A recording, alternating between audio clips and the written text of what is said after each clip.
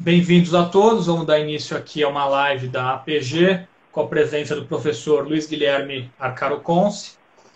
O meu nome é Márcio Ortiz Bemberg, eu sou doutorando em Direito e membro da APG. E o professor Luiz Guilherme, ele é mestre e doutor em Direito Constitucional, professor da Faculdade de Direito da PUC e da Faculdade de Direito de São Bernardo, coordenador do curso de especialização em Direito Constitucional da PUC e professor do programa de pós-graduação em Relações Internacionais de Governança Global e Políticas Públicas Internacionais. Faltou alguma coisa, professor? Palmeirense. E palmeirense ainda por cima, né? Mas eu não sou.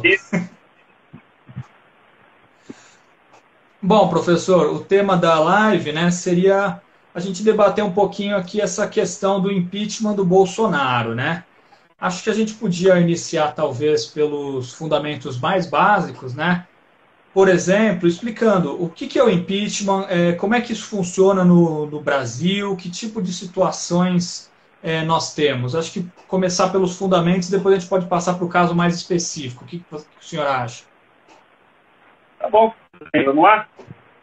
Por Você favor. me diga, eventualmente, se eu quiser ouvir outra coisa, não que você vai mudar o que eu penso muito, um pouco pode ser, mas só para eu não satisfazer, digamos, a sua expectativa. Eu quero dizer que talvez as pessoas se frustrem um pouco com o que vão ouvir aqui hoje, né? Então isso é bom para já fazer uma limpeza da audiência, porque eu... Né?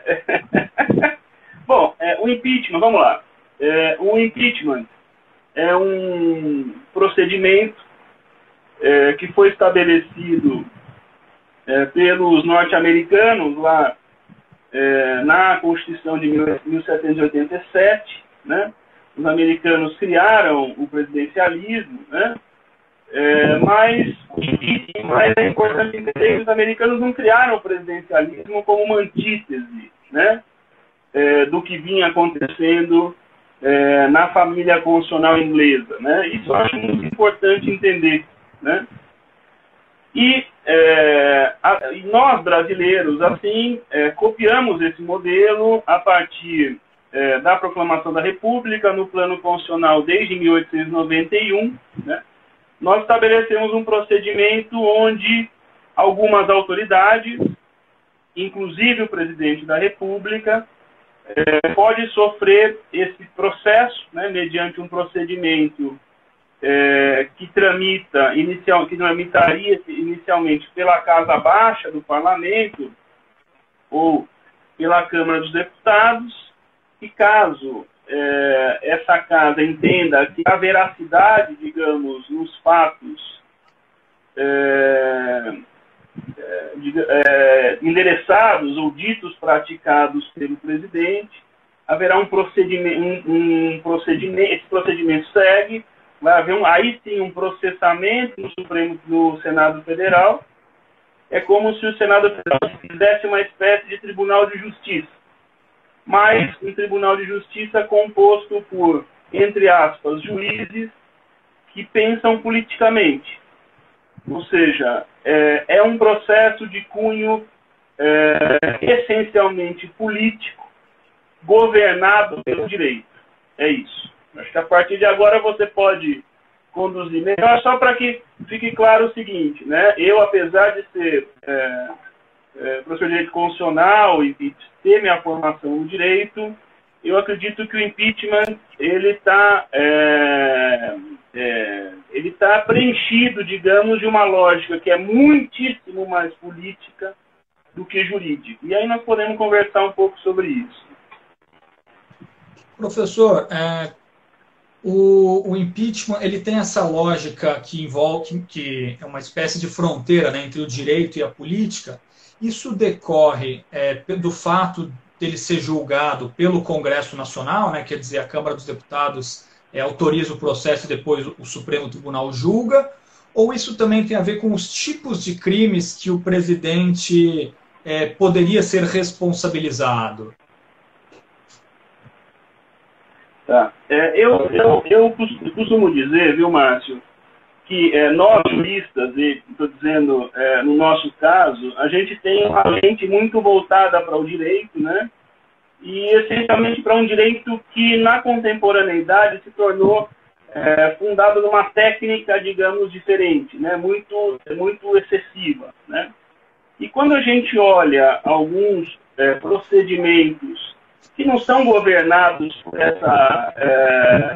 essa lógica, digamos, que permeia a nossa formação, nós temos dificuldade de entendê-los, né? Para não falar só do impeachment, há um outro, por exemplo, que é o processamento pelo júri, né? Ou seja, existe dentro do direito, existe entre as instituições governadas pelo direito, processos que, na verdade, são governados, são decididos segundo outras lógicas, né? É o caso de que ele se politiza essencialmente porque ele é julgado por políticos, né? E os tribunais, essencialmente no caso brasileiro, mantêm essa tradição no sentido de que a função dos tribunais é unicamente governar o procedimento. Todas as decisões, digamos, substanciais, são praticadas segundo essa dinâmica que é política, né? Então, o que politiza, a meu ver, nesse sentido de, eu estou dizendo politizar num sentido muito simples, né, de uma lógica partidária mesmo, né, que define, inclusive, o desfecho desse procedimento todo, né? São julgadores, né? Eles não têm que fundamentar decisões, eles não têm que usar os seus próprios precedentes, digamos, né? Eles não têm eles não vão ver vistas as suas decisões de cunho, claro, substancial pelos juízes. Tudo isso leva a um procedimento que é estritamente político. Entendi. Mas, além do impeachment, o chamado processamento por crime de responsabilidade, um presidente da República também pode ser afastado, né, em caso ele cometa algum crime comum no curso do mandato, né? Mas nesse caso não seria um julgamento político, seria um julgamento estritamente jurídico, professor? Como que funciona essa outra modalidade? Pois é, eu acho que isso é muito importante. A sua pergunta é muito importante porque a palavra crime, né, crime, para definir essa expressão, crime de responsabilidade, ela leva a muitos equívocos, né? Como dizia o ex-ministro Paulo Brossard, né, o que nós temos, na verdade, é uma infração político-administrativa, né, a qual nós demos o nome de crime. Por outro lado, o presidente, claro, numa república, ele não pode ser irresponsável, digo juridicamente. Então, no caso de crimes comuns, ele passa por um procedimento que pode desembocar num julgamento no Supremo. Mas mesmo esse processamento que pode desembocar num julgamento pelo Supremo, ele tem uma fase anterior que é norteada essencialmente por uma racionalidade política, que é, né, quando a Câmara decide se há razões ou não para processamento criminal do presidente. Né? O Supremo Tribunal Federal, somente depois dessa decisão, vai se manifestar. Ou seja, aqui você percebe que há uma dinâmica de freios e contrapesos, porque ao mesmo tempo em que nós temos o judiciário como um poder que se define essencialmente por não ser composto por pessoas eleitas, né, ainda bem, né, há um controle político para que esses tribunais também não usem, né, da sua segurança, né, porque são cargos vitalícios, inamovíveis, etc., não usem dessa segurança também para perseguição política. Então, há uma dinâmica aqui, mesmo nos processos comuns, né, entre o político e o jurídico, que é muito própria também. E que tem por função óbvia, né, assegurar, digamos, a dignidade do cargo e não da pessoa. Porque o processamento de um presidente da República, eu acho que nós dois já vivemos 2 deles, né? É muito traumático, né? É muito traumático. Os efeitos que ele pode produzir são desconhecidos. E nós estamos falando de autoridade.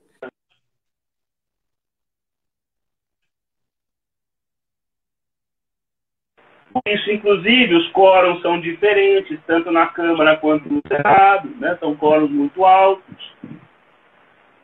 Então, eu acho que é um pouco para entender, e a gente fala para um público, claro, que não é só do direito, para entender esse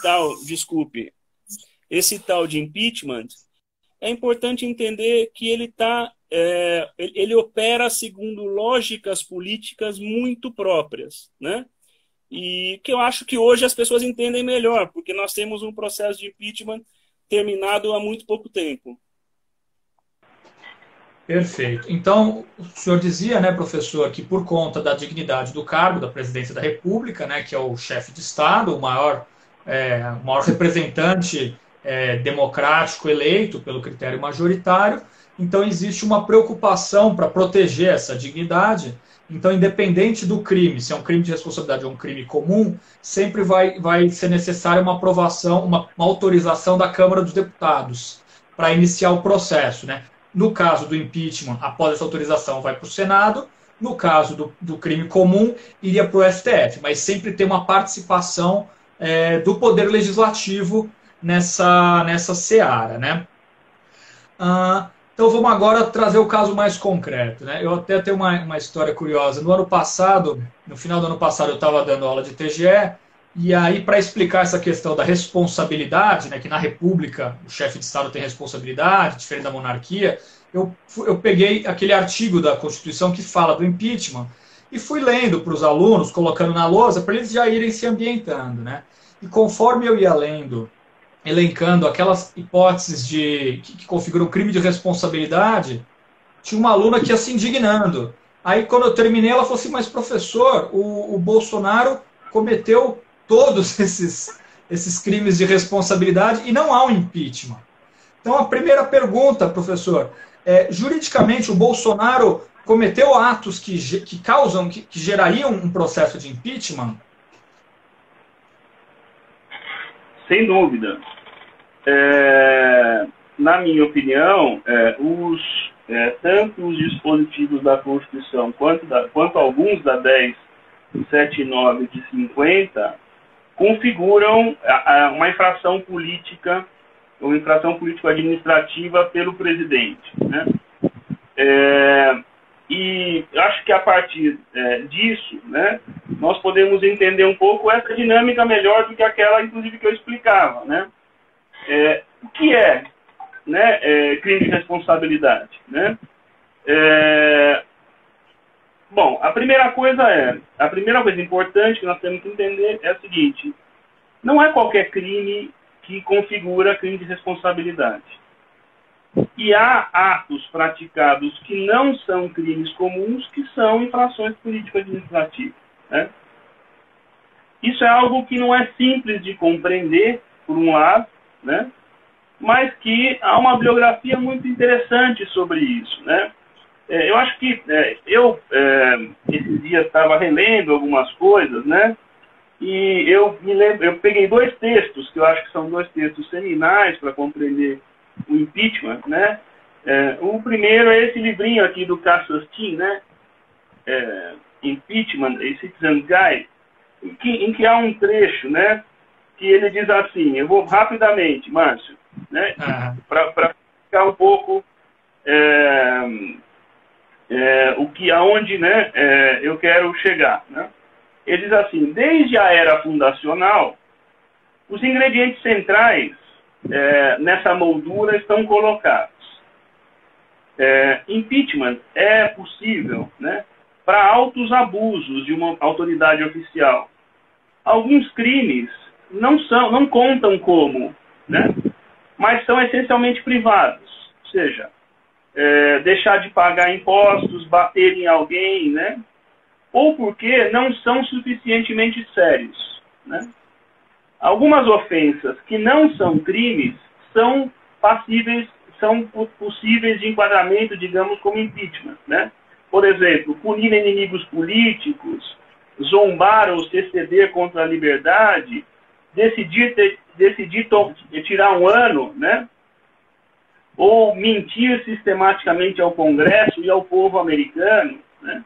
Etc. Acho que aqui é algo que é bastante interessante, porque, olha, aqui tem algo para configurar crime de responsabilidade que tem que ser algo muito reprovável de cunho político, né? Não é qualquer crime que é crime de responsabilidade, né? É ato infracional, uma infração política administrativa, e, por outro lado, há atos que são infrações políticas administrativas. Um ponto. E a outra passagem que eu gosto muito, né, que é desse outro livro, que é um livro muito legal, né, que chama To End a Presidency, do Lawrence Tribe, né, que é um professor americano conhecido, né, com Joshua Metz. Tem uma passagem que ele... Desculpa se eu estou... Mas eu acho que para a gente é importante compreender. Ele diz assim: então, quais são as características-chave para as ofensas que são passíveis, que são possíveis se levar a impeachment? Ele diz assim, algumas, né? Ser um risco sério à nação e sugerir que o presidente se torne um desafio, né? Se torne uma ameaça. Que envolvam atos, né? Que envolvam deliberado e intencional equívocos ou modos equivocados de agir, né? Não mera incompetência ou políticas ruins, que tornem o presidente inviável como líder de uma democracia presidida pelo Estado de Direito, né? Que envolvam condutas equivocadas tão erradas e contrárias aos estándares correntes, né, que não sejam razoavelmente ou oficialmente, pudessem honestamente professar surpresa, etc. Que possam envolver, né, conduta criminal, mas não necessariamente, né? E por aí vai, né? Ou seja, aqui eu acho que nesses dois textos que eu penso que são muito importantes, nós precisamos compreender que a intensidade da reprobabilidade política da conduta que configura crime de responsabilidade. Então, entender, por exemplo, um presidente que afronta a todo momento Estado de Direito, Estado Democrático de Direito, que propõe políticas contrárias à Constituição, né? Que participa de atos antidemocráticos, que se manifesta, né, contrariamente ao pluralismo político, né?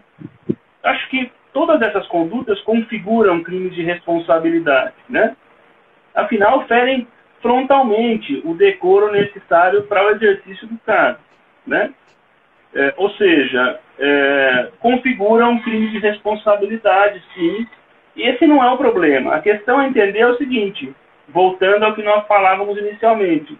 Nós estamos falando de um processo, né, cujo procedimento é jurídico, mas cuja racionalidade é política. Então, quer dizer, né, os chamados crimes de responsabilidade que levariam ao impeachment são esses que ofendem ou que colocam em risco, né, a segurança da nação, segurança do Estado, democracia, da liberdade. São questões tão graves, quer dizer, não é uma mera infração de trânsito, um mero desacordo comercial, quer dizer, são questões que põem o país em risco a ponto de ter um procedimento tão duro. E aí, apesar de ser uma situação tão gritante, e apesar de ser possível entender que o Bolsonaro comete alguns destes atos, ainda assim, como existe um componente político, não é certeza, ou talvez não seja nem provável que haja um impeachment, professor? Ou será que existem condições políticas, talvez não agora, mas futuramente? Como que você avalia esse cenário mais político do impeachment? Tá. Bom, acho que você sabe, eu fiz a leitura de dois livros inspirados, digamos, né, nos americanos, mas a minha praia é constitucionalismo latino-americano, né? Essa é a minha área de trabalho. E eu acho que nós precisamos entender o impeachment, né, segundo características dos presidencialismos latino-americanos, né? Por que eu estou dizendo isso, Márcio? Porque nas últimas 2 décadas, principalmente, se configura na América Latina um expediente que vai se tornando cada vez mais presente, que vai se tornando cada vez mais usual, de que os processos de impeachment sirvam essencialmente para sanar grandes crises políticas e ou econômicas. Ou seja, e há muitos exemplos, seja de processos de impeachment como o nosso, né, seja de outras formas de destituir o presidente da República, né?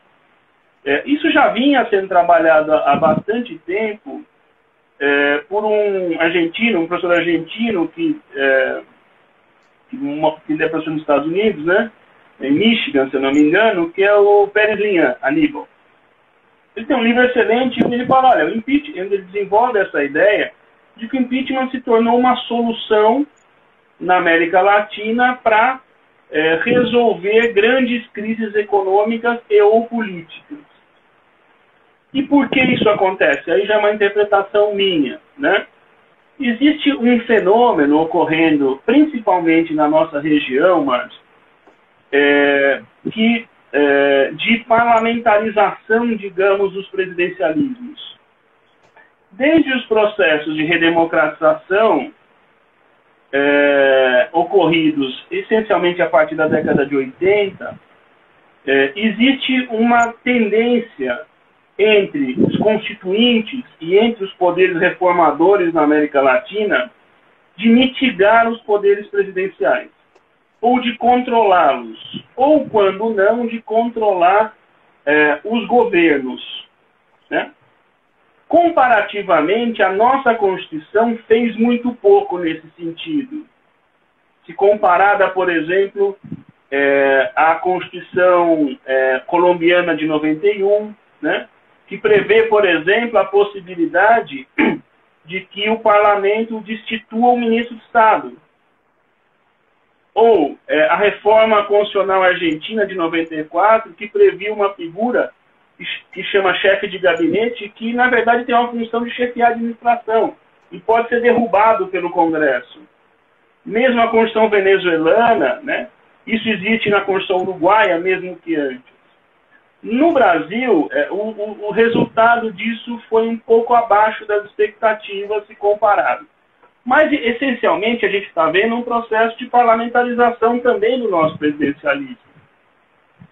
E de onde vem, na minha opinião, esse processo? Vem de 2 importantes atores políticos, né? O primeiro é o sistema partidário. Quanto mais o sistema partidário brasileiro se fragmenta, e nós temos hoje algo próximo de 25 partidos representados na Câmara, e uns 15, provavelmente, no Senado, isso gera uma grande dificuldade de que os governos componham a sua coalizão. Isso diminui o espectro de poder desses governos. Então, a mitigação do que o professor Carpizo chamava de hiperpresidencialismo no Brasil vem sendo feita, primeiro, pelo sistema partidário. E aí a gente entende o papel do tal do centrão, que é um conjunto de partidos, né, que se unem em bloco para negociar com esses governos. Porque vamos lembrar que hoje na Câmara dos Deputados, nós temos o primeiro presidente, pelo menos da fase de redemocratização, que não está afiliado a um partido. Mas mesmo o antigo partido do presidente, que rachou, né, tinha a maior bancada junto com o PT, que chegava a 12% ou 13% da Câmara. Né? Ou seja, para formar uma coalizão hoje, você precisa, no mínimo, de 8 ou 10 partidos. Isso vem controlando o ímpeto autoritário ou o ímpeto fortalecido dos presidentes. E eu acho, aliás, eu acho que é aqui que nós, Márcio, juristas, falhamos muito. Especialmente nós constitucionalistas, que nos limitamos essencialmente a entender o presidencialismo a partir das competências que a Constituição atribui ao presidente, né? E a gente foi perdendo o foco de como o sistema se governa, né?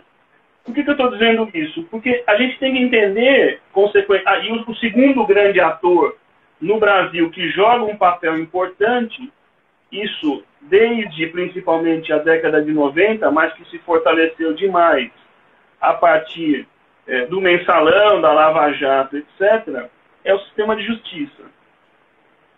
Esses players vêm gerando uma instabilidade primeiro no sistema, mas vêm controlando o presidente. Por que eu estou dando, estou falando tanto para chegar à resposta? Porque, na minha opinião, nós vamos precisar compreender o impeachment a partir dessa transformação. Ou seja, o impeachment com o qual nós trabalhamos não é o impeachment que foi construído pelos pais fundadores nos Estados Unidos, não é o impeachment que foi pensado para a Constituição de 1891. O impeachment é o aqui e agora. E ele está sediado, digamos, nesse processo de parlamentarização dos presidencialismos na nossa região. Por isso que o número de impeachments, ou de processos de impeachment, ou de processos semelhantes de destituição dos presidentes na nossa região é tão alto. Porque nós não temos sistemas partidários, digamos, bem estruturados, por um lado, né? E isso convoca o sistema a entrar em choque, gerando uma instabilidade enorme. É interessante essa referência que você bem colocou com relação à América Latina, né? Em geral, a gente estuda tanto o que acontece nos Estados Unidos e na Europa e estuda pouco a América Latina, né? O país que está de costas para o continente. E quando a gente vê um pouquinho a história da América Latina, a gente percebe que o Brasil é totalmente América Latina. Toda a sua história, ela reflete exatamente o que acontece na América Latina, né? Então, se na década de 60, 70 houve uma série de golpes militares, o Brasil estava entre eles, ele não estava diferente da América Latina. Se depois dos anos 80 uma redemocratização, ela é quase no continente inteiro. O Chile foi um pouco depois, mas todos os países meio que seguem uma história comum, ainda que a gente ignore a América Latina. E essa própria questão dos impeachments é interessante. Eu até estava, enquanto você foi falando, eu fui lembrando, né? A gente brincava que havia o tal do impeachment paraguaio, porque afastaram o presidente Fernando Lugo num processo que durou algumas horas, quer dizer, seguiu o rito jurídico, mas a questão política foi tão mais forte que nem se deram ao trabalho de disfarçar muito, né? Abriram lá para ele se defender, em seguida já votaram, no mesmo dia ele já foi para casa. E, quer dizer, e isso também foi apontado um pouco no próprio impeachment da Dilma, né? De que talvez ali o elemento jurídico tivesse sendo ignorado e na verdade, fosse um subterfúgio para um elemento totalmente político, que era o que resolveu uma crise política e econômica que havia. Mas, quer dizer, esse novo modelo, ele tem mais a ver com o parlamentarismo, com o tal do voto de desconfiança, né, que o primeiro-ministro pode cair a qualquer momento se ele perder a maioria, quer dizer, uma crise facilmente seria solucionada. Mas aqui, como a gente, e aí no caso, acho que a América Latina inteira, acho que só existe um exemplo de país latino-americano que é parlamentarista, né, professor? Isso aí você vai saber melhor. Mas, quer dizer, a América Latina optou por um presidencialismo inspirado nos Estados Unidos e a prática política nos leva a uma situação que isso não está adequado, tanto que o próprio sistema está buscando usar um instrumento gravíssimo, que é o impeachment, por uma questão que no parlamentarismo seria super suave, que é um voto de desconfiança, e isso gera um descompasso no sistema, né? Porque se é um instrumento de defesa da democracia e você usa ele de maneira excessiva para resolver crises políticas que não seriam uma ameaça à democracia, no momento que há uma ameaça à democracia, o sistema está desgastado e está todo mundo com medo de seguir com o impeachment, no momento que talvez ele fosse o mais necessário. Será que não seria, depois que essa história toda acabar, não sabemos como, também não seria o caso de reavaliar institucionalmente se o modelo brasileiro não precisa de ajustes diferentes, mudar para um parlamentarismo ou criar uma figura intermediária? Muito fala-se isso, né, do presidencialismo de coalizão, semipresidencialismo. O que o senhor acha, professor? Eu acho, Márcio, eu me convenci recentemente e o processo de impeachment, né, da presidente Dilma me ajudou a chegar a essa conclusão, mas também ouvindo muita gente que trabalha com esse tema, né, na nossa região, né, seja no Chile ou na Colômbia, etc., que nós precisamos mudar o modelo, né? Eu acho que algumas fórmulas já pensadas, por exemplo, o presidencialismo que se instaura no Peru a partir de com a Constituição de 93, é um presidencialismo que é quase um semipresidencialismo, porque o presidente tem a função de chefe de Estado, mas existe um conselho de ministros. Uma proposta que no Brasil ganhou muita força a partir da OAB, que encampou um projeto, uma proposta à época do ministro Barroso, e a proposta do ministro Gilmar Mendes também. Eu acho que nós devemos caminhar, na minha opinião, nós deveríamos caminhar para algo próximo de um semipresidencialismo, né? Onde houvesse uma clara definição do presidente como um chefe de Estado, um chefe de Estado que escolhe o chefe de governo, mas para escolher o chefe de governo tem que negociar com o Congresso, especialmente com a Câmara dos Deputados, que é a Casa do Povo, é onde a proporcionalidade está garantida. E somente depois dessa negociação escolheria esse que seria o presidente do Conselho de Ministros. Eu manteria a instituição que já existiu no Império em 61, né, o Conselho de Ministros. Eu acho que a tradição é muito importante para as instituições. E esse primeiro-ministro, ou presidente do Conselho de Ministros, dependeria da confiança do Congresso. Eu acho que um modelo semipresidencial, diferentemente do modelo parlamentarista, né, porque eu acho que as eleições presidenciais são importantes, um presidente com mandato fixo é importante, uma figura que ostenta, digamos, legitimidade popular é muito importante no Brasil.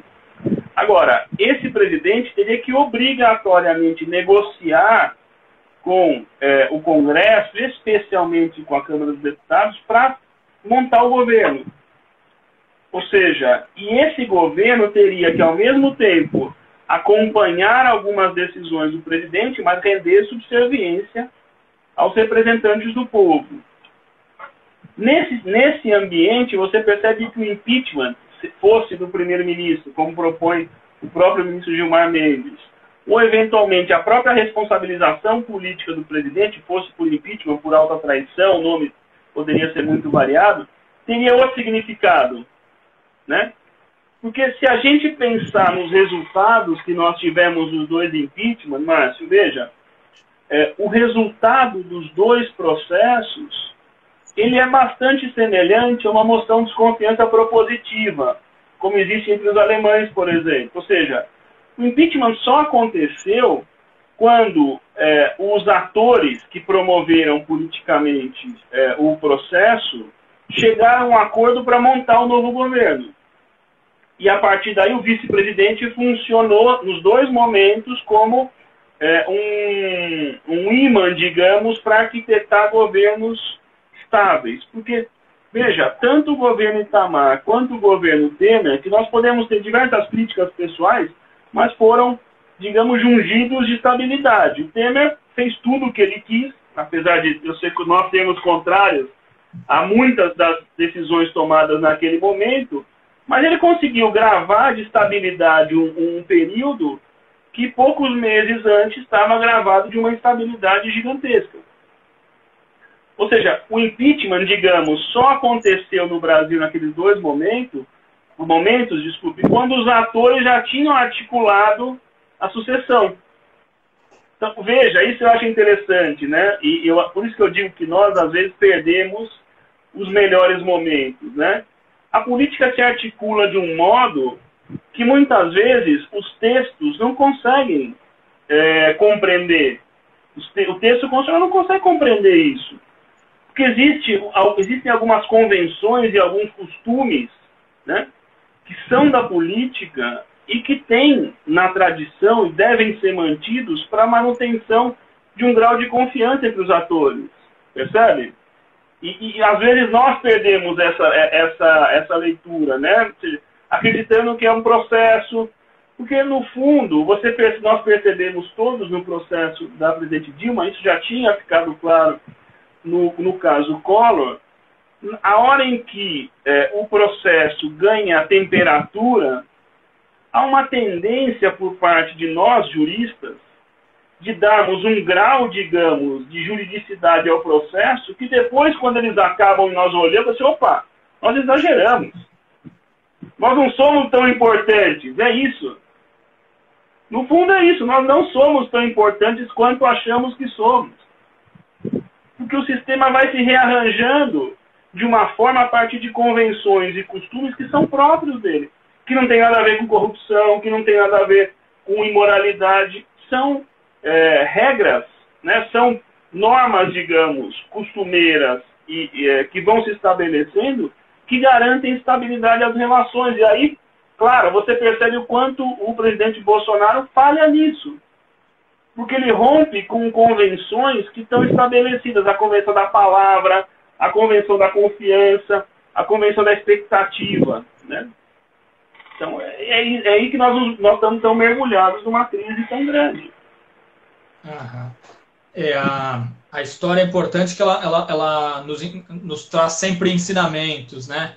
Essa própria questão do parlamentarismo, né? Nós tivemos, apesar de ser um país com uma tradição presidencialista, nós tivemos duas experiências parlamentaristas, né?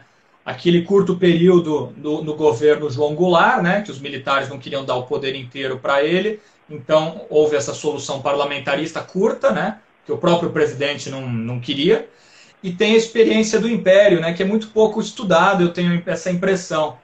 Eu até, enquanto você ia falando do impeachment, eu lembrei de uma aula que eu assisti do professor Júlio Veloso, que dá aula no Mackenzie, e ele falava sobre a lei de responsabilidade dos ministros de Estado, né? Porque o Dom Pedro I, ele fechou a Constituinte, né? Ele não permitiu que a Constituinte elaborasse uma Constituição.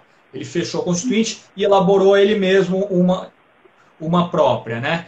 E alguns anos depois, quando ele reabriu o parlamento, na época ali da monarquia, do primeiro Império, o parlamento imediatamente se colocou em oposição a ele, porque eram os mesmos parlamentares que tinham sido constituintes. E como ele era imperador, ele não podia ser responsabilizado, não havia impeachment, né? Só que aí eles aprovaram, a primeira lei que foi aprovada, se eu não me engano, foi a lei de responsabilidade dos ministros. Então, os ministros do Dom Pedro I estavam sempre com a corda no pescoço, porque era um parlamento de oposição total àquele governo, né? Então, quer dizer, são experiências que a gente pega, né? E a própria experiência dos impeachments, né? O nosso país já teve duas, daqui a pouco talvez a gente vai pedir música no Fantástico, né? Esse papel dos vice-presidentes, como ele é fundamental, né? No caso do Itamar, que trouxe aí, acho que um período de bastante estabilidade positiva, né? O Temer, que bem ou mal montou a sua coalizão e apresentou o seu projeto, não conseguiu fazer o sucessor, mas governou com certa tranquilidade. E aí vem a questão, né? Será que o impeachment não vem porque o vice-presidente, que é o general Mourão, não tem interesse em assumir essa confusão? Professor, a sua imagem travou um pouquinho para mim, você está me ouvindo? Vamos lá, eu ouvi um pedaço da pergunta, você estava falando do Temer. Isso, e aí vem o ponto, né? Será que o impeachment não acontece porque o vice-presidente, o general Mourão, não tem interesse, não tem feito articulações, ou ele não é confiável para os políticos e para os empresários? Talvez ele tenha uma linha que não seja a mesma linha das pessoas que ainda apoiam o Bolsonaro. Nesse aspecto, o que o senhor acha? Olha, eu vou só fazer avançar um pouco no que você tratava. As duas fases parlamentaristas no Brasil, seja aquela que se instala lá em 1847, mais ou menos, até a proclamação da República, seja aquela de 61 a 63, tem uma marca, que é a instabilidade.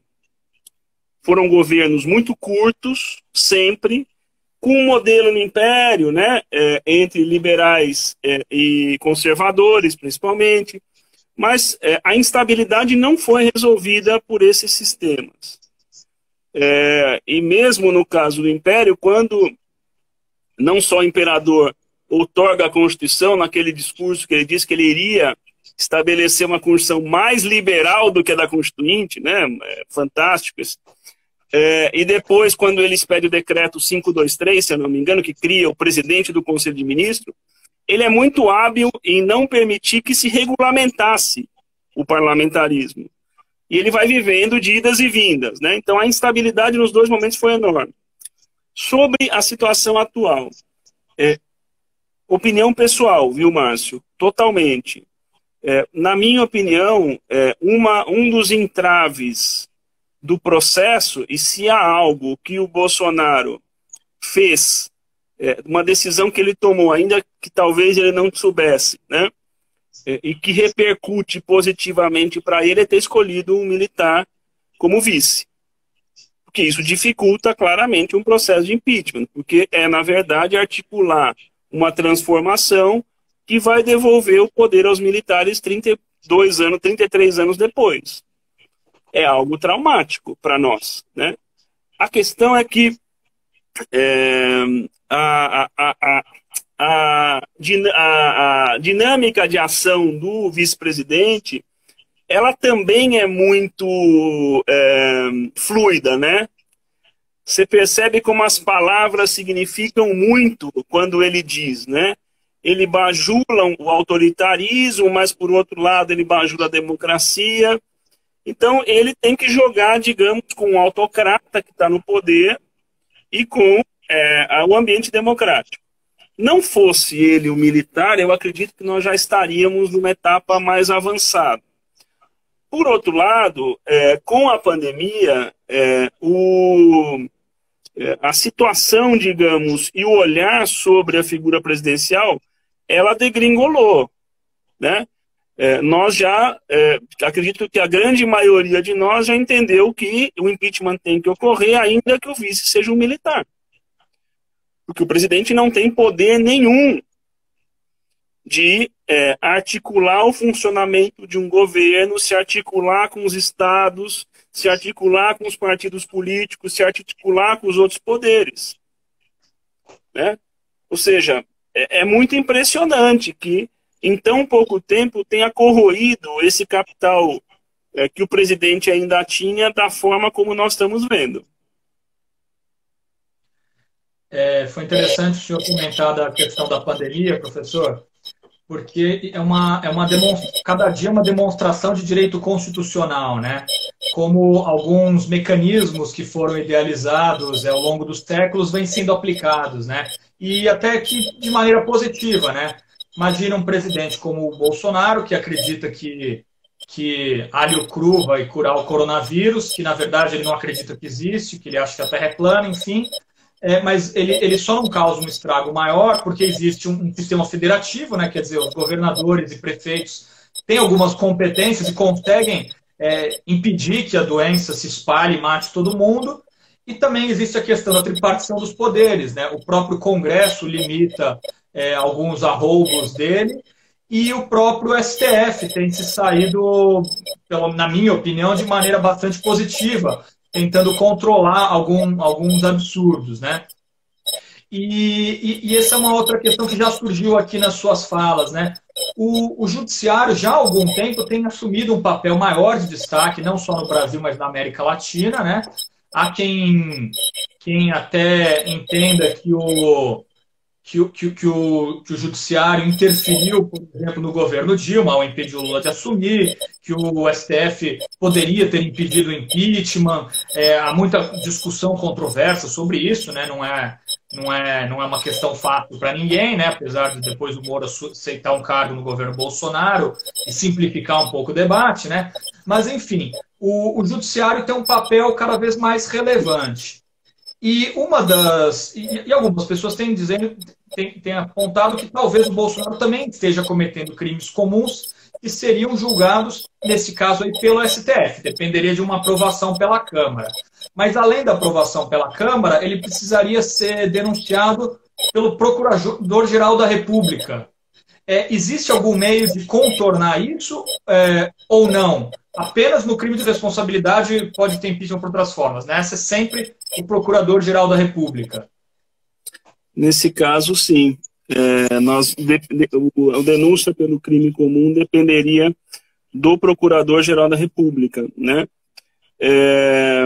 E você muito bem descreveu aí os problemas principais desse funcionamento, digamos, das relações, né? Mas eu acho que, quando eu dizia no começo, né, olha, as pessoas vão se frustrar com o que vão ouvir, é porque o professor tenta, digamos, racionalizar situações onde nós estamos lutando para manter a sanidade, né? Então, a gente também está vivendo, é difícil nesse momento, mas eu vejo, Márcio, duas situações muito importantes a ocorrer. A primeira é a seguinte,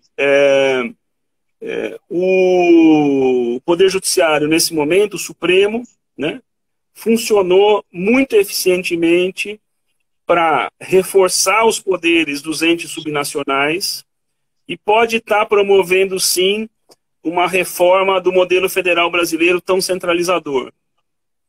Isso é muito importante que aconteça, né? Imagine você, por exemplo, que na Federação Brasileira, 2/3 de toda a receita disponível é da União. Só para que tenha uma comparação, nos Estados Unidos são 40%. Né? Ou seja, a Federação Brasileira é centralizada demais, não só competencialmente, mas no plano fiscal. E a outra é que o Supremo funcionou até agora como uma instância de controle dos desatinos governamentais, né? Então, o ministro Barroso deu aquela liminar para não permitir a divulgação da campanha para abertura, né? Hoje, o ministro Alexandre, né, ontem, né, deu uma cautelar para que o Ministério da Saúde volte a publicar as informações como vinha, né? E há algumas decisões aí, tanto no campo da federação quanto no campo da proteção de direitos, que o Supremo vem fazendo do Supremo um protagonista nesse momento. Mas veja, isso é interessante também, Márcio. Isso é uma jabuticaba nesse momento. Seja na Argentina, no Chile, na Colômbia, no México, não tem poder judiciário protagonizando nada nesse momento. Só no Brasil. Para que a gente entenda qual é o efeito dos desatinos presidenciais, por um lado, e, claro, que nós vejamos também negativamente como nós empoderamos demais o Poder Judiciário. Isso é um problema muito sério. Nós estamos desprestigiando, a Lava Jato, principalmente, criminalizou a política num grau negativo, né? Que, na verdade, ela conseguiu nortear e transformar os processos decisórios. Eu espero que a gente mude isso rapidamente. Porque nós não podemos ter um país governado por juízes também. Né? Nesse momento tá bom. Mas e daqui a um ano? Esse protagonismo é muito perigoso. A gente sairia de um problema gerando outro, né? Um perigo enorme. Se a oposição ao governo parece interessante. Mas e quando a gente gostar do governo? Vamos achar isso interessante? Isso, exatamente. Bom, então, na sua avaliação, professor, nós devemos perder as esperanças porque não vai haver impeachment? Ou podemos nos esperançar? E de que forma que isso vai se desenrolar? Levando em consideração as pessoas que gostariam do impeachment, por exemplo. Bom, eu sou favorável como cidadão ao impeachment. Eu acho que o presidente já perdeu completamente a legitimidade para governar, né? Eu acho, e eu sempre digo isso, Márcio, eu acredito que a gente tem standards, a gente tem elementos que se constroem no tempo e que não acontecem por acaso, né? É óbvio que a articulação entre governo e esse tal centrão que, né, nós demos é uma articulação eventual. Nenhuma das partes confia na outra. Ou seja, e, por outro lado, é uma articulação claramente feita para proteger o presidente do impeachment. É para isso. Acho que não há dúvida quanto a esses dois elementos.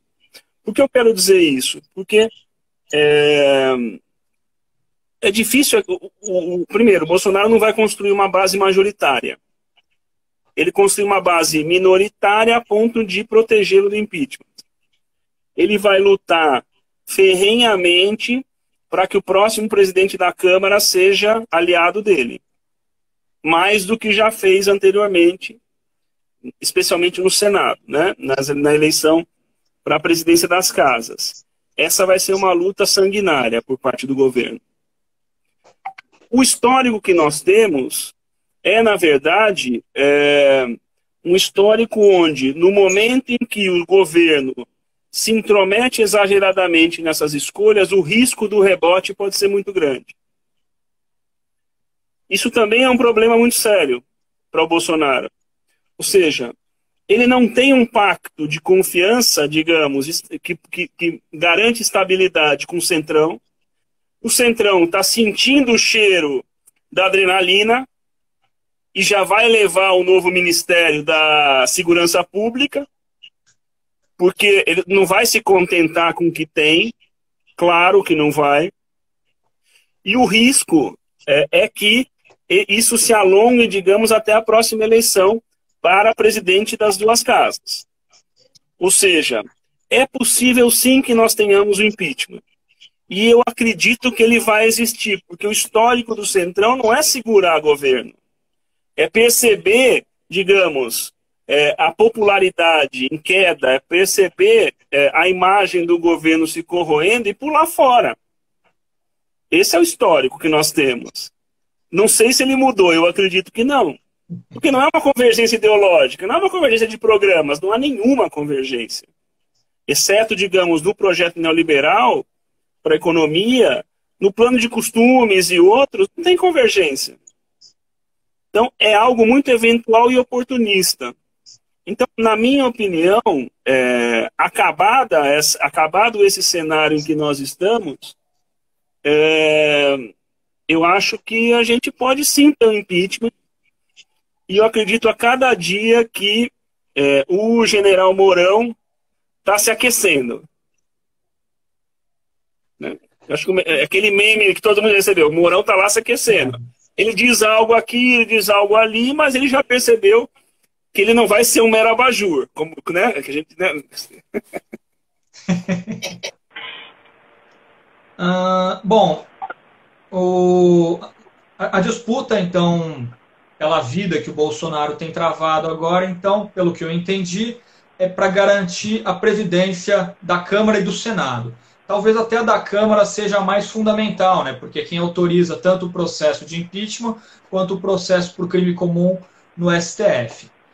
Agora, o Rodrigo Maia, ainda que não seja um aliado do Bolsonaro, ele é uma figura associada com o Centrão, apesar dele estar recebendo muitos elogios, até mesmo de políticos de esquerda, até mesmo de juristas, por estar exercendo um papel de maneira bem institucional, honrando o cargo, né? Agora, ele também recebe muitas críticas, porque parece que existem cerca de 25, 65, eu não sei o número exato, pedidos de impeachment aguardando para tramitar, e ele sequer pauta esses pedidos. Isso também foi uma discussão durante o próprio impeachment da ex-presidenta Dilma, porque o Eduardo Cunha controlou o tempo do impeachment, colocando ou não o impeachment em votação, conforme ele se aproximava ou se afastava do governo. Essa questão, ela não é um pouco mais procedimental, um pouco mais jurídica, de modo que, nesse aspecto, não haveria uma possibilidade de alguma medida jurídica, judicial, algum controle dessa questão, não necessariamente da votação, mas de que o processo seja colocado em votação, ou não? É uma questão totalmente política, ao livre-arbítrio do presidente da Câmara. Como que funciona isso, professor? Na minha opinião, esse recurso ao judiciário não deve ser admitido, né? É sempre bom lembrar, Márcio, que por mais que nós tenhamos personalizado demais a figura Rodrigo Maia, né? O Rodrigo Maia é o presidente da Câmara dos Deputados, que é a casa, na verdade, onde a representação proporcional está garantida. Um presidente escolhido pelos seus iguais. Ou seja, é esse presidente escolhido pelos seus iguais, ou seja, cuja legitimidade, penso eu, é uma legitimidade patente, quem define o processo. O processo, tecnicamente, né, quem define a tramitação. Esse é o nosso modelo. Penso eu que uma intervenção judicial num momento como esse, para alterar casuisticamente algo que está sedimentado, como uma convenção, digamos, que o processo político estabeleceu, ela seria desastrosa. Acho que o olhar sobre Eduardo Cunha, ele também se contamina muito em função da pessoa do Eduardo Cunha, mas nós temos que lembrar que ele era o presidente da Câmara escolhido pelos seus iguais. Quando a gente, no começo aqui desse momento, a gente fala assim, olha, você falou, o que é o impeachment dos Estados Unidos, etc. Eu acredito, a cada dia, né, porque eu estou com uma pesquisa sobre populismos, etc., onde isso também ocorre, a cada dia eu penso que o que ocorre hoje nas Américas é um processo de latino-americanização do modelo norte-americano. Inclusive nos Estados Unidos. Exatamente. Por quê? Porque aquela fórmula histórica dos americanos de dois partidos que tinham os seus moderados, que tinham os seus centros, que tinham os seus radicais, ela está se perdendo. Os partidos estão se polarizando, eles estão mantendo, né, há uma convergência para os extremos lá também, né? Por que eu estou dizendo isso, Márcio? Porque claramente entre os americanos só aconteceu o processamento quando os democratas tomaram conta da Câmara.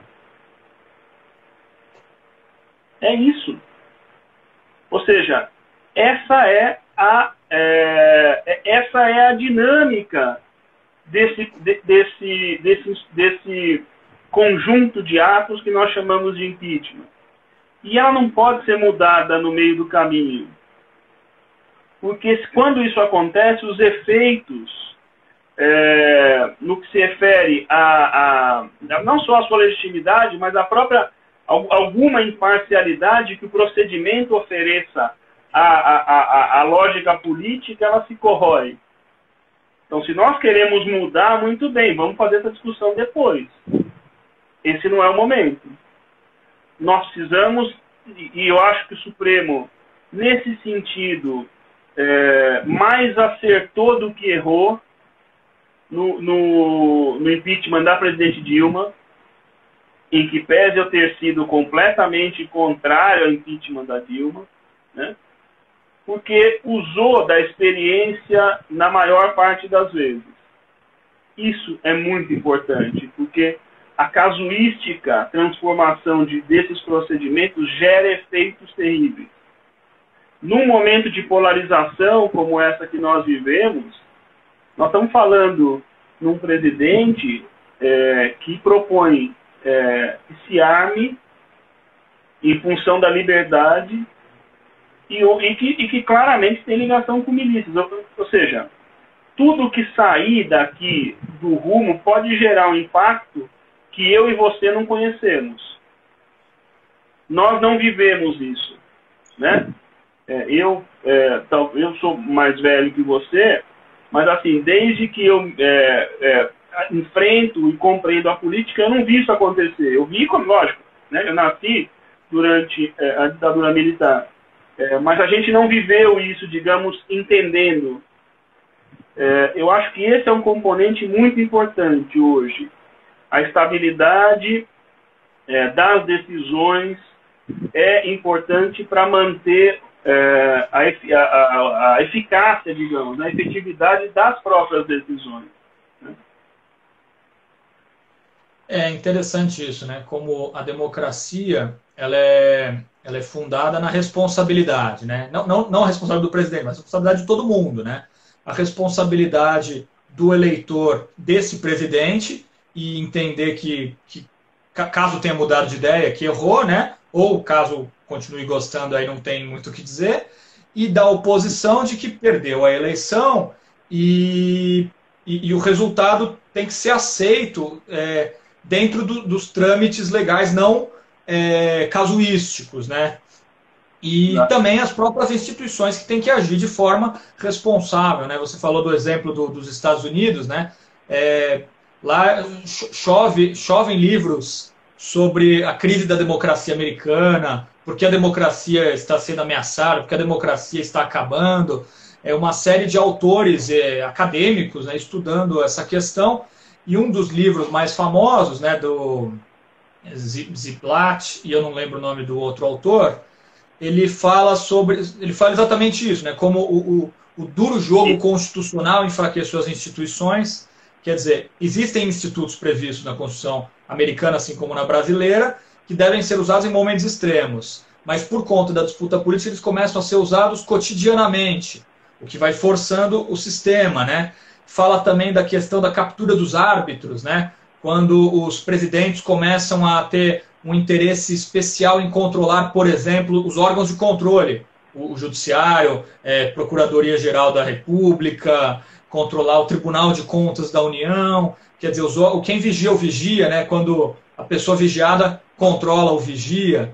E disso, né, eu penso um pouquinho, né? Claro, concordo com você, o Supremo Tribunal tem agido de uma forma bastante positiva também na minha avaliação, mas eu identifiquei nesse período alguns momentos que eu acho que ele não agiu corretamente. Ainda que o conteúdo da decisão, eu concorde, a forma como essas decisões foram tomadas me preocupa um pouquinho nesse sentido de existe um sistema democrático e ele vai continuar depois do Bolsonaro. Não pode também o judiciário implodir tudo, né? Um exemplo disso, que eu até gostaria aqui de ouvir a sua opinião, professor, é a questão do inquérito das fake news. Eu concordo que realmente é muito grave que exista uma estrutura espalhando mentiras, principalmente num momento como esse, né, de pandemia, né? Ainda mais se essa estrutura está vinculada ao presidente e está atacando ministros do STF. Isso é realmente gravíssimo, não é aceitável e atitudes têm que ser tomadas. Mas eu achei muito estranho aquele inquérito que foi aberto de ofício pelo presidente do STF, que nomeou de ofício um outro ministro do STF para liderar as investigações e que determina uma série de medidas sem a participação do Ministério Público. E aí eu fico pensando como é que isso vai seguir depois, né? Quem que vai apresentar a denúncia se o Ministério Público não reconhece a investigação? Quem vai julgar vai ser o STF? Como é que o Toffoli e o Alexandre de Moraes vão participar? Eu acho que há uma coisa um pouco esquisita aí, ainda que a investigação esteja revelando coisas gravíssimas e que devem ser, de fato, combatidas. Então, eu gostaria de saber a sua opinião, professor. Bom, aí nós estamos entrando no terreno dessa pesquisa que eu venho fazendo, né? Eu tenho trabalhado há 1 ano e meio, quase 2 anos já, com o tema dos populismos, né? Nós publicamos um livro ano passado e a gente tem seguido, vai sair um outro livro em breve aí. essa é uma tendência, digamos, de líderes como Bolsonaro, como Trump, como no passado, né, Fujimori, ou Uribe, ou Morales, ou Chaves, ou seja, o populismo, ele aparece, digamos, nas democracias, seja nas democracias mais consolidadas. E aqui nós temos esse processo que eu estou te dizendo de latino-americanização da política norte-americana, porque o populismo é daqui, né? Nós criamos, o populismo foi criado na América Latina, né? Isso se dá principalmente no pós-guerra, né? Perón, né? A eleição do Vargas, etc. Essa é uma estratégia que está no playbook de todo populista, que é justamente dinamitar os instrumentos de controle, né? E todos fazem, em alguma medida, isso. Até esse momento, os nossos instrumentos de controle resistiram de alguma forma. Mas eu não ficaria animado com isso, porque o tempo vai destruindo essa realidade, né? Então, capturar a justiça eleitoral, capturar o judiciário, capturar os meios de comunicação, né?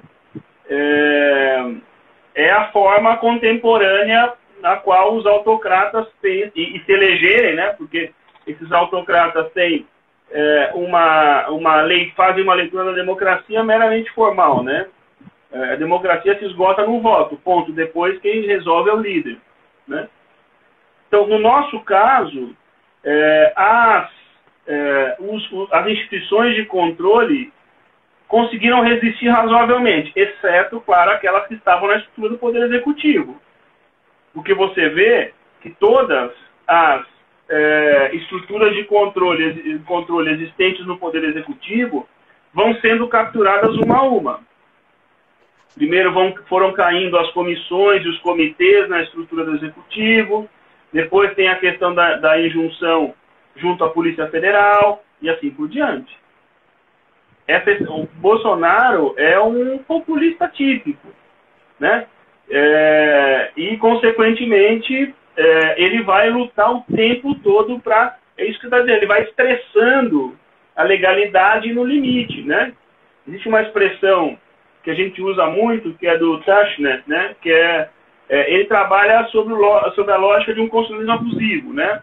Ou de uma legalidade limítrofe, né? Você percebe que a todo momento ele está jogando no limite da legalidade. Né? No interior a gente diz, para colocar para colocar a cerca mais para lá, entendeu? Ele vai levando a legalidade cada vez mais longe, né? Então, a questão, e por isso esse cordão sanitário, esse pacto, digamos, entre esquerda e direita democrática é tão importante. Porque, no fundo, os populismos não têm ideologia de esquerda ou de direita. Eles podem ser mais Estado, menos Estado, mas o script populista é o mesmo na esquerda e na direita. É verdade que os de direita são neoliberais, né? Os de esquerda são pró-Estado, distribuem bens, etc. Mas isso não deixa, né, não permite que nós entendamos esses líderes como democráticos. A grande questão no Brasil é que o Bolsonaro não conseguiu constituir uma maioria. Se esse governo tivesse constituído uma maioria na Câmara e uma maioria no Senado, aí sim nós veríamos o que é um governo populista. Nós temos um líder populista, mas nós não temos ainda um governo que governa de forma populista o tempo todo. O que está fora da... Tanto é que é o governo em que mais medidas provisórias não foram convertidas em lei, é o governo em que mais vetos foram derrubados, né? E assim, decretos suspensos. Então, os mecanismos de freios e contrapesos ainda estão funcionando. Mas a gente não pode acreditar que vai ser sempre assim. Esse papo de que as instituições estão funcionando, essas afirmações são muito limitadas, porque nós não sabemos como elas estão funcionando, né? Existe uma espécie de um senso comum entre nós que o Procurador-Geral da República está capturado. Isso é um problema. E o presidente, né, dando sequência a esse tema, né, e o presidente da República, né, independente de quem seja, uma das atribuições dele é indicar nomes ao Supremo Tribunal Federal, né? Quer dizer, um dos órgãos de controle, um dos árbitros, que é o STF, até o final do governo Bolsonaro, se ele não sofrer impeachment, pelo menos 2 ministros vão se aposentar. O Celso de Mello, que acho que vai estar às vésperas da aposentadoria, acho que não passa de agosto, e 6 meses depois, mais ou menos, o Marco Aurélio Mello. São 2 ministros que, inclusive, enfrentam bastante o Bolsonaro, porque eles têm um apreço especial à democracia. E ao presidente caberia nomear os substitutos, né? Então, quer dizer, há uma situação preocupante. O Bolsonaro até falou que ele nomearia um ministro terrivelmente evangélico. Isso seria um critério de desabono a um possível nomeação ou não? Ele pode nomear um ministro independente de uma opinião negativa de parte da sociedade à nomeação dele? Bom, eu quero dizer que nós já tivemos ministros, e me vem um à cabeça, mas eu não vou personalizar isso, terrivelmente católicos, né? Então, esse é um cenário, digamos, que eu tenho muita dificuldade em colocar a mão. Claro que a gente vai dizer, olha, não faz sentido que numa democracia, num modelo secular, etc., isso seja uma razão, né? Essa escolha. Mas eu penso, Márcio, que aqui nós temos alguns outros elementos que nós ainda, em função de termos tantos problemas para analisar, ainda não pudemos nos dedicar. O primeiro é o seguinte, sendo o presidente em que mais medidas provisórias não foram convertidas em lei, mais vetos foram derrubados e decretos suspensos, talvez nós tenhamos que pensar também se, num momento como esse, a escolha de um ministro seria fácil. Ou seja, se talvez nós não tenhamos também uma participação intensa do Senado Federal nesse jogo, né? Então, talvez aí, né, vamos lembrar, por exemplo, que nos Estados Unidos, por exemplo, Obama, no seu segundo mandato, não conseguiu nomear um juiz da Suprema Corte. Por quê? Porque essa polarização partidária não fez com que os republicanos se negassem a sabatinar e aprovar o nome de um juiz da Suprema Corte. Talvez isso seja algo possível no Brasil. Hoje, seguramente o Bolsonaro não tem maioria no Senado para aprovar o nome.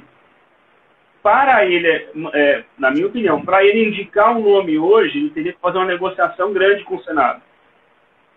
Então, esses nomes, aí, esse aqui vai porque é o que eu mais confio, eu acho que não vão ser fáceis de serem galgados ao Supremo como nós pensamos, né? Agora, claro, né, nós poderíamos dizer, mas o Supremo, o processo de escolha do Supremo tem que ser alterado, né? Talvez, mas a única certeza que eu tenho é esse não é o momento. Nós vivemos um momento onde mais é não fazer. Nós estamos num momento em que reformas como essa não existe, digamos, uma possível racionalização de procedimentos, de escolhas e um pensamento para o futuro. Nós estamos afundados no presente, então qualquer reforma dessa pode levar, por exemplo, a famigerada PEC da Bengala, que serviu somente para que a Dilma não pudesse nomear outros ministros para o Supremo. Ou seja, totalmente casuístico. O que aquilo promoveu? Aquilo promoveu um problema seríssimo de envelhecimento bastante intenso nas próprias carreiras. O efeito acessório daquela decisão impensada é terrível. Então, na minha opinião, sim, nós precisamos pensar num outro procedimento de escolha para o Supremo, mas esse não é o momento. essas coisas têm que ser feitas de forma em momentos mais frios, né? E acredito que nesse momento não existe possibilidade de que isso aconteça. Professor, uma outra figura política ganhou muito destaque nos últimos tempos, e há quem diga que seja a figura que direcionou o que está acontecendo hoje no Brasil. Para algumas pessoas é um herói, para outras é a encarnação do mal, né? Eu estou falando do ex-juiz Sérgio Moro, que enquanto juiz ele liderou não, né? Ele era o juiz responsável pela Operação Lava Jato, que de certa forma gera a crise que culmina no impeachment da Dilma. Consequentemente, isso fortalece o bolsonarismo, né? Os partidos chamados tradicionais, os partidos moderados, PT, PSDB, entre outros, PMDB conjuntamente, né? Ficaram numa situação muito ruim com o que foi revelado ali, e isso gerou a eleição do Bolsonaro. Ainda no finalzinho da eleição, né, quando a eleição ainda não tinha sido feita ainda, houve toda uma polêmica relacionada durante esse processo, né, não só no finalzinho, né, a prisão do Lula, ao impedimento de que o Lula desse entrevistas, a revelação de algumas informações que deveriam ser sigilosas, todas praticadas, possivelmente atribuídas ao Moro. E esse mesmo Moro aceitou logo em seguida o cargo de ministro da Justiça do Bolsonaro. Isso seria uma espécie de captura prévia do árbitro? Seria possível entender que o judiciário, ou uma parte dele, estaria, de certa forma, conspirando contra um governo para eleger outro? Ou não? Foi uma série de acasos que culminou na nomeação do Moro ministro? Eu, particularmente, não vejo acaso nenhum, Márcio, nisso. O que nós vivemos no Brasil durante 4 anos, praticamente, né? O que nós, em função dessa luta contra a corrupção, né? Porque, veja, se eu perguntar a você, né, você é a favor dos direitos humanos? Sim. Você é contra a corrupção? Sim. Mas você pode acreditar que a arma é importante para isso, que a desobediência é importante, o modo como nós alcançamos os resultados pode ser completamente diferente. Esse lema anticorrupção, né, ele promoveu uma destruição de setores, digamos, de proteção de direitos de um modo muito intenso, né? Eu tenho, esse semestre eu tenho uma turma no mestrado em Direito, né, com o Cláudio Pereira, né, professor Cláudio Pereira. E eu sempre digo isso, assim, olha, vocês precisam pensar como reconstruir a sistemática processual penal no Brasil, porque ela foi destruída pela Lava Jato. Por que eu estou dizendo isso? Porque essa equação impeachment, poder econômico, sistema de justiça, ela promoveu tudo o que nós estamos vivendo. A Lava Jato é parte desse processo, né? Isso é muito importante. E ela, inclusive, vai ganhar contornos continentais depois, né? No Equador, no Peru, etc. A Lava Jato, em que pese a importante luta contra a corrupção, ela direcionou a eleição. E ela constrangeu as instâncias superiores em função de, digamos, a mídia, né, e outros atores políticos nas suas mãos. E eu não acho nada por acaso. Agora, para você, eu não sei se eu já disse isso, né, mas há muitos anos eu digo que essas figuras do sistema de justiça, que se tornaram tão protagonistas, se mostraram, de modos muito variados, promotoras de um grau de corrupção enorme, né? nem precisamos dizer das informações que nós tivemos, né, da divulgação das mensagens. Ah, mas a questão não é legal. Bom, não estamos discutindo isso agora. Estamos discutindo quem são essas pessoas. E a história mostra, e eu acompanhei, estudei razoavelmente o que aconteceu na Itália a partir da Operação Manipolite. Essas pessoas vão sendo dragadas com o tempo do sistema político. E elas vão sendo mastigadas e vão sendo cuspidas. Porque elas não fazem parte desse ambiente. Ou seja, na verdade, o que eu penso a respeito do ex-juiz, depois ex-ministro, e atualmente em busca de uma recolocação profissional, é uma pessoa que não tem limites éticos para alcançar resultados. O futuro, eu sempre disse que o futuro do Moro é ser professor numa universidade americana.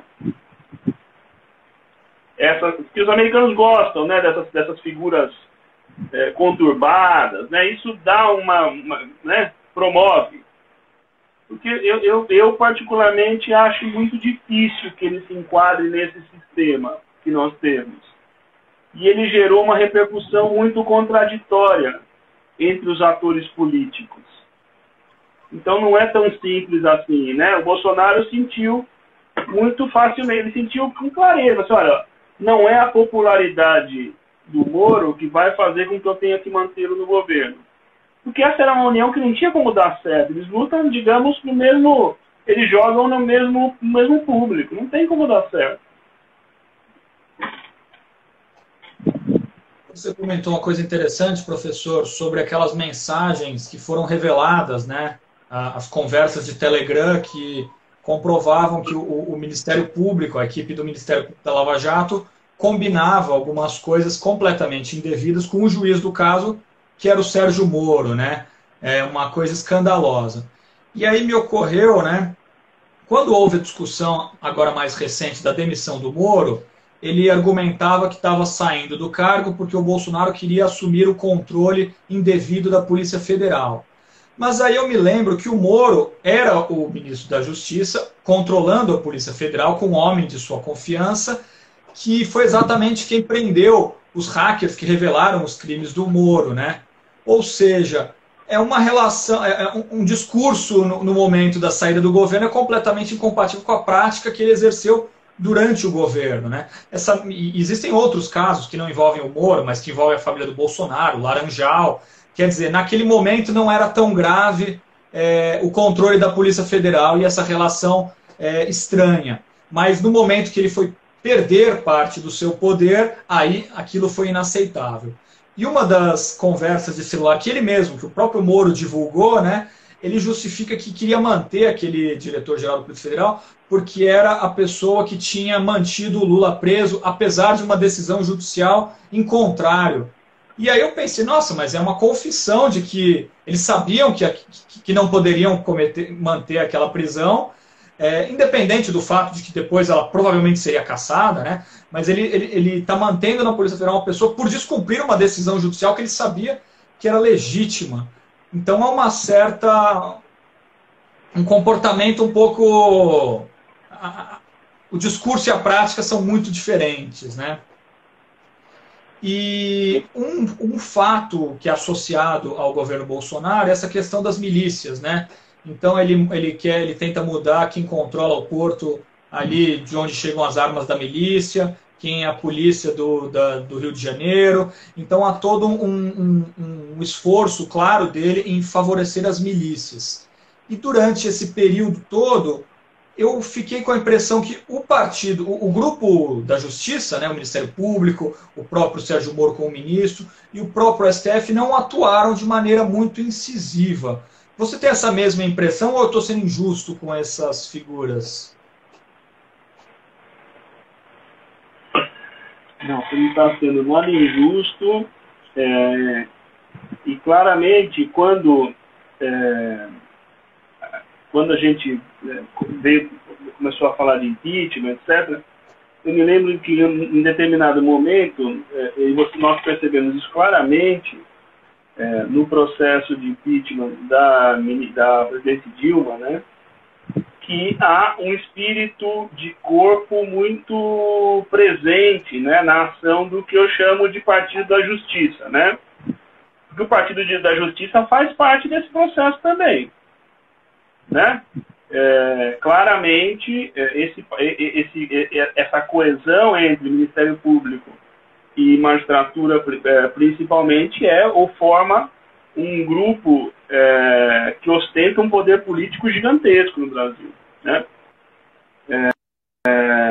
As manifestações do ex-ministro, né? E a forma como ele se porta, eu acho que mostram a todos, se quiserem ver, né, o que é o caráter, né? Porque é difícil acreditar em alguém que se surpreende tanto com uma movimentação que o presidente queria fazer e esteve lá 1 ano e meio, né? E durante esse ano e meio, de forma pública, muitas coisas aconteceram contrárias, digamos, a essa tal de preservação do Estado de Direito, né? Então, penso eu que acho que nós sabemos, de alguma forma, o que é Estado de Direito, né? E qualquer conceito mínimo de Estado de Direito, né, ou de Estado democrático de direito, essa é outra questão teórica que não vale a pena entrar, demanda independência judicial, demanda publicidade das decisões, demanda um contexto de preservação dos atores com liberdade para decidir, dentre outros, né? Controle do poder. E o modo como essa saída se deu, em função do currículo, digamos, mostra que não foi pela preservação do Estado de Direito que lá esteve o ministro durante 1 ano e meio. Professor, você comentou essa questão do chamado lavajatismo, né? Nessa busca pelo combate quase que religioso à corrupção, né? Até uma coisa que o Gessé de Souza critica, né? Ele fala que não é o patrimonialismo, não é a corrupção o maior problema do Brasil. Nós temos uma estrutura escravocrata na origem do Brasil que nunca foi enfrentada.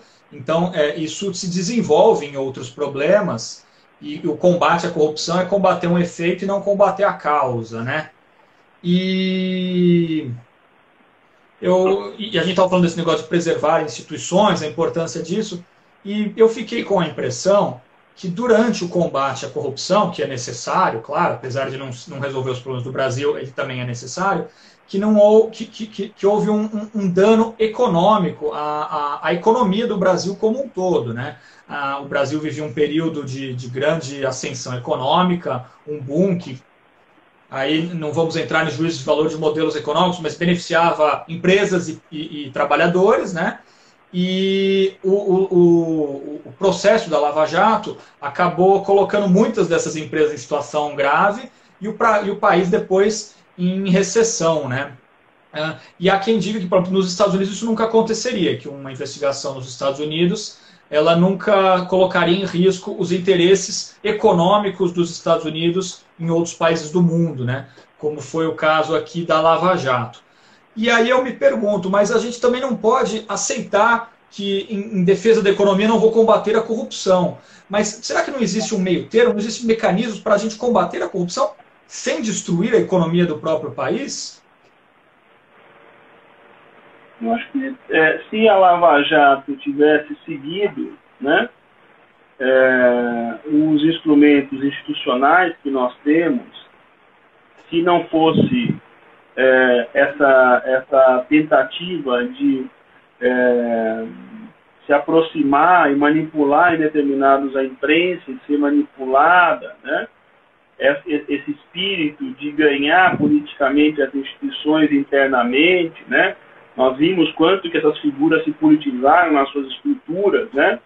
No Poder Judiciário e no Ministério Público, né? seja, se nós tivéssemos nos limitado a cumprir o direito, né, os efeitos seriam muito menos perniciosos, né? A questão é que a Lava Jato, especialmente esse núcleo Curitiba, né, assumiu uma narrativa de que o termômetro moral brasileiro estava lá naquela região do país, né? E conseguiu, claro, por diversas eventualidades, capturar esse processo, né? Agora, claro, vamos dizer, mas o sistema, a questão da delação premiada, isso não é minha praia, Márcio. Então, assim, é um tema que eu não me meteria. Mas eu estou seguro do seguinte: se procedimentos, jurisprudência e respeito a precedentes fosse seguido, nós teríamos condenações, ainda que demorasse mais tempo, né? Mas não teríamos jogado tanto contra a confiança. Porque hoje, e efeito claro, né, não só, mas também da Lava Jato, é a desconstrução não só da confiança intersubjetiva, né, entre as pessoas, mas a confiança nas instituições públicas, né? O Latino Barômetro, por exemplo, que é esse que produz esse relatório da América Latina sobre a opinião pública e a opinião sobre instituições e outros elementos, mostra claramente que no Brasil a confiança nos partidos políticos, na política, no Congresso, etc., é aquela que mais caiu em toda a região. Ou seja, a Lava Jato promoveu uma destruição do sistema político brasileiro, né? E abriu espaço para gente para novidades que não são boas. Isso é próprio desses momentos, né? No caso italiano, por exemplo, é daí que vem Berlusconi, né? Foi o fim da democracia cristã que permitiu a vinda de um líder de direita com aquele perfil populista também, né? E lá, os atores do sistema de justiça foram mastigados também. Então, eu vejo muita semelhança, né? Acho que você deve ter lido aquele artigo que o Sérgio Moro escreveu em 2004, né? Onde ele mostra qual devia ser o expediente, né? Ali está a pessoa, né? Ali você vê quem é a pessoa por detrás das decisões, né? É isso, é manipular a imprensa, é capturar os meios de comunicação, é isso. E é O preço é muito alto. E a Operação Mãos Limpas, né, ao contrário, apesar dela ser apresentada como um exemplo de sucesso, ela é muito contestada também, né? A Itália vivia um período de normalidade democrática, havia alguns partidos tradicionais que disputavam democraticamente o governo, havia grande crescimento econômico, qualidade de vida, havia corrupção. Aí a Operação Mãos Limpas, com o objetivo de combater a corrupção, ela desmontou o sistema político. O resultado disso é um sistema que o Berlusconi, a cada ano sim, ano não, ele é eleito presidente ou primeiro-ministro. Quer dizer, o contrário de uma pessoa honesta, né, o Berlusconi. A economia, no período pós-Mãos Limpas, né, a economia italiana cresce muito menos do que no período anterior. Enfim, e nenhum índice diz que a Itália se tornou um exemplo de um país que não há corrupção na política. Então, o remédio talvez tenha sido amargo demais e tenha matado o paciente junto. E talvez nós que tivemos gostado desse exemplo, seguimos ele e tomamos o mesmo remédio, né? Exatamente. Bom, professor, tem aqui algumas perguntas das pessoas que estão assistindo. Você gostaria de dar uma olhada aqui para a gente responder algumas coisas? Você escolhe aí, pô.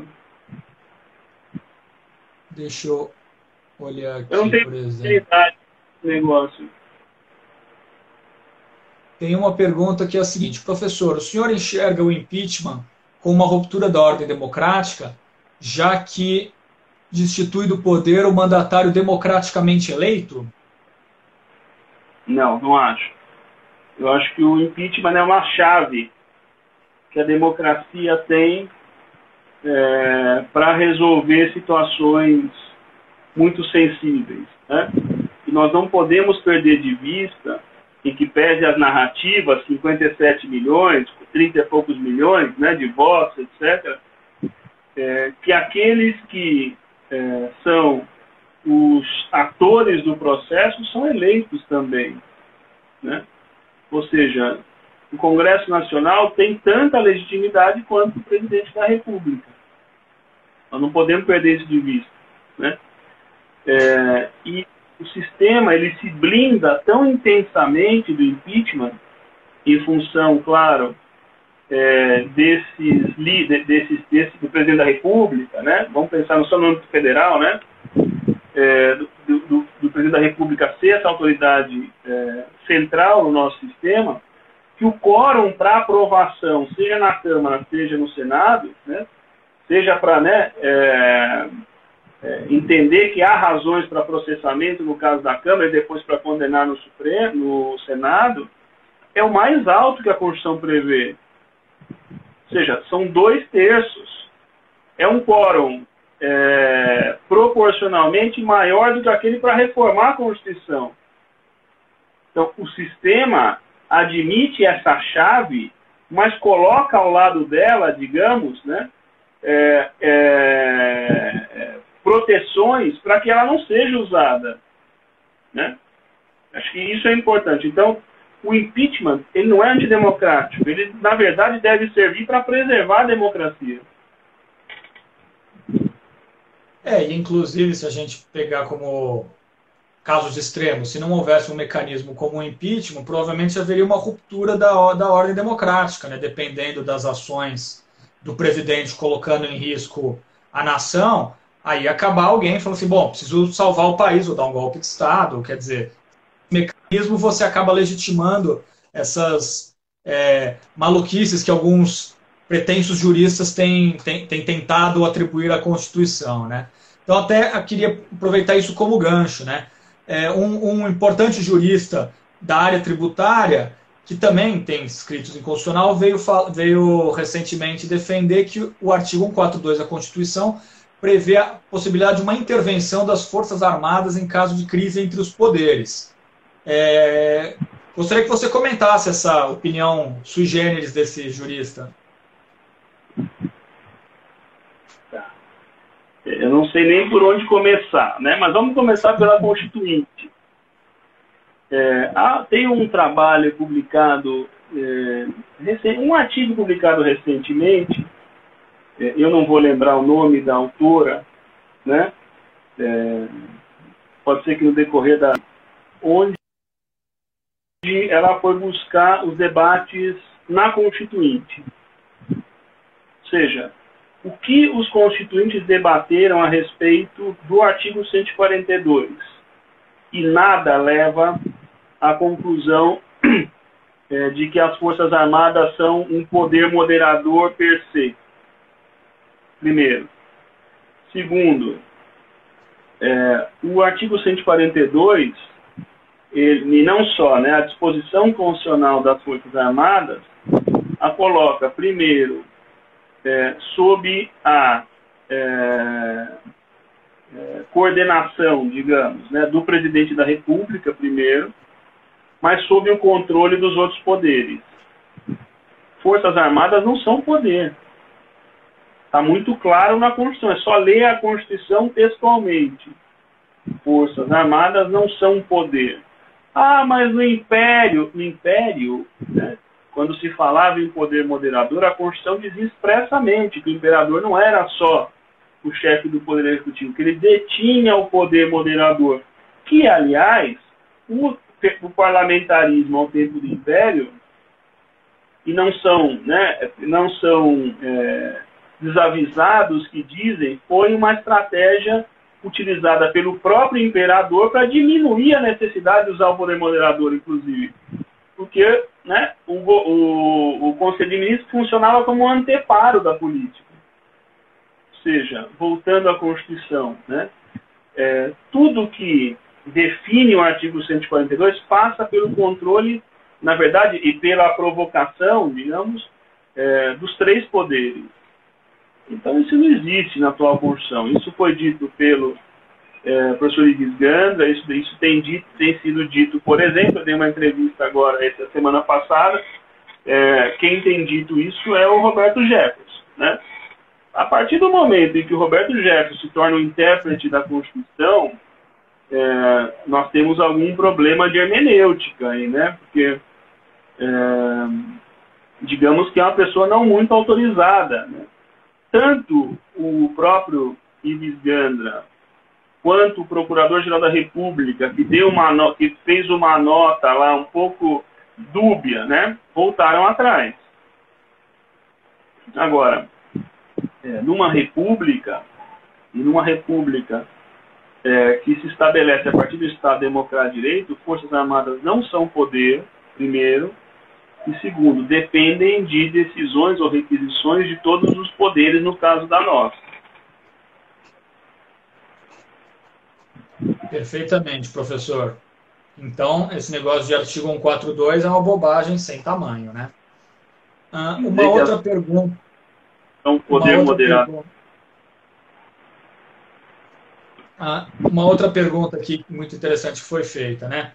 A lei do impeachment, a lei do crime de responsabilidade, ela é muito antiga, se eu não me engano, é de 1950. Ela necessita de uma atualização ou ela é plenamente aplicável? Claro, aplicável ela é porque ela é uma lei que não foi revogada, né? Mas ela precisa de adaptação para funcionar melhor, para estar mais atualizada aos nossos tempos? Qual a sua opinião, professor? Bom,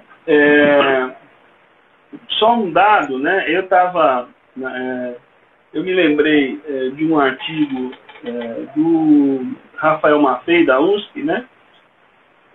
Onde ele vai buscar de onde surge a lei de 50, né?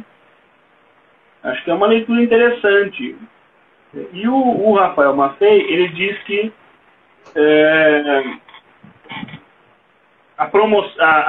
digamos, quem encampou o projeto e quem carregou esse projeto consigo foi o Raul Pila. O Raul Pila foi um deputado federal, né, gaúcho, totalmente parlamentarista, digamos, conhecido, né? E vendo, porque o risco no final da década de 40 era justamente a volta do Getúlio. E a lei de 50 seria uma forma de controlar, eventualmente, um governo com esse grau de popularidade. Por que eu estou dizendo tudo isso, né? Porque penso eu que, ainda que nós possamos fazer ajustes a essa lei, o que eu acho importante, primeiro que esse não é o momento, né? Mas, mais do que isso, tendo o nosso sistema presidencialista se parlamentarizado, da forma como nós conversamos agora há pouco, eu penso que a lei ela funciona nesse sentido também, para mostrar que essa figura impressionantemente forte no que se refere a competências, né? No que se refere a determinadas atribuições, ela precisa sim ter o Congresso Nacional a controlá-la. E o impeachment pode ser sim um instrumento importante para isso, né? Então, eu acredito que, inclusive, a jurisprudência, tanto no caso Collor quanto no caso Dilma, funcionaram bem para dar uma interpretação, porque essa é uma lei que foi recebida parcialmente pela Constituição, né? Alguns dispositivos dela claramente não foram recebidos na nova ordem constitucional. Mas a outra parte dela, penso eu que com a interpretação que foi dada, especialmente pelo Supremo, ela pode subsistir, né? Uma outra pergunta, professor. O professor Marcos Nobre, se eu não me engano, é da Unicamp, ele escreveu um artigo recentemente falando sobre o risco de se fazer um impeachment com pressa, que poderia ter repercussões muito piores do que não fazer. Poderia comentar? Eu li esse artigo, gostei muito, aliás, né? Eu acredito que ele tem a razão, né? Eu acho que o professor Marcos Nobre, eu digo o seguinte, que quem entende a distribuição territorial do poder na Espanha e o PMDB no Brasil, né, são pessoas que têm que ser muito geniais, né? Eu falava só da Espanha, mas eu quero dizer assim, eu leio o que ele escreve e sou um leitor voraz. Eu acho que eu entendo a posição, né? Dizendo que o risco da não aprovação do impeachment é justamente fortalecer, né, o Bolsonaro.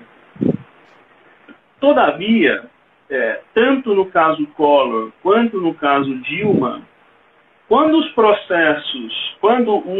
presidentes da Câmara deram seguimento às denúncias, não havia um cenário de certezas.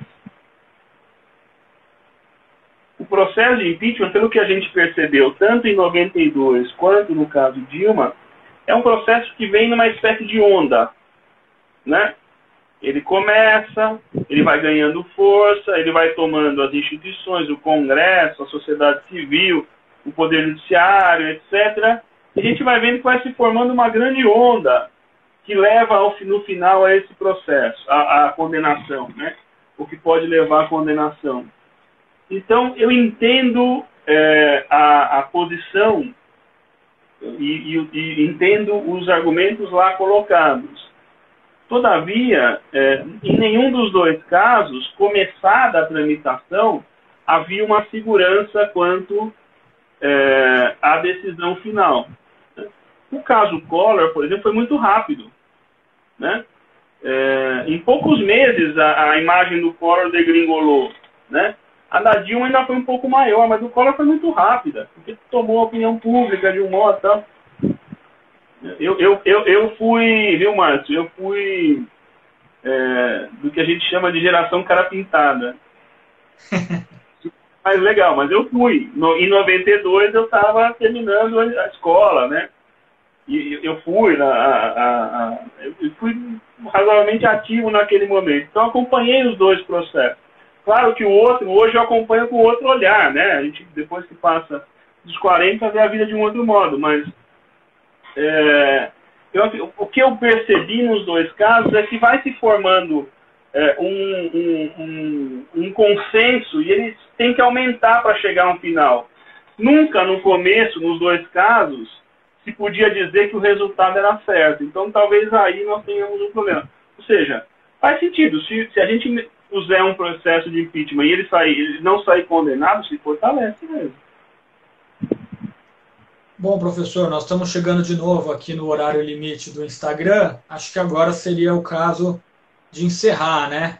Mas antes disso, queria deixar você à vontade para, não sei se quiser fazer uma consideração adicional, se tem, quer indicar algum curso, fique à vontade. Boa! A palavra é sua. Isso. Tipo Milton Neves, assim. É o merchan. Não, eu posso dizer o seguinte, que aqueles que estiverem interessados, o nosso curso de especialização em Direito Constitucional é da PUC, está com as matrículas abertas para o segundo semestre. Nós já temos o curso há 15 anos, ele se transformou muito. A gente recebe muita gente do Brasil, de fora, etc. E o curso vem funcionando ininterruptamente. E no segundo semestre, eu ainda não mandei o cronograma, mas nós vamos, já está aprovado, inclusive, nós vamos ter um curso sobre populismos e constitucionalismo na COGEAI, que vão participar colegas do Paraná, uma colega do Paraná, um outro colega do Pernambuco, uma outra colega italiana e outros, para a gente discutir um pouco esses populismos contemporâneos, no plano, né, do constitucionalismo. E tem um livro aí, Márcio, podia deixar o link do livro nosso, que é gratuito para download, da editora Tirano Loblanche, né? Depois, se você puder, que é o livro que nós publicamos. Não tem versão, esse não tem versão física. Mas versão física tem... Deixa eu ver, aqui tem, Márcio, para quem tiver interesse, eu e o Roberto Dias, aqui, ó, ano passado nós publicamos esse aqui, ó. Crise das Democracias. Esse aqui é Lumen Juris. Esse é um livro, né? Excelentes indicações, professor. Eu vou colocar os links nos comentários para o pessoal, depois, se quiser procurar. Com relação aos cursos, né, a PUC, apesar das medidas de isolamento, ela continua funcionando plenamente, né? Ela se adaptou para as aulas serem de forma virtual, funcionou relativamente bem, em geral as pessoas têm elogiado, têm aproveitado, a sua vida acadêmica não parou por causa da pandemia, né? E, bom, professor, em nome da PG, queria agradecer a sua participação, agradeço muito a aula, já tenho bastante coisa aí para estudar com base em tudo que você nos colocou e estamos sempre de portas abertas para recebê-lo sobre outros temas. Eu quero agradecer a você porque nós convivemos há muito tempo nos corredores da PUC, né? Você era aluno da graduação quando eu ainda não era nem professor, eu era assistente, não é isso? Isso. Então a gente convive há muito tempo e eu tenho muita admiração por você também. Muito obrigado, professor. A admiração é mútua. Valeu. Boa noite, abração, pessoal. Até mais. Tchau, tchau.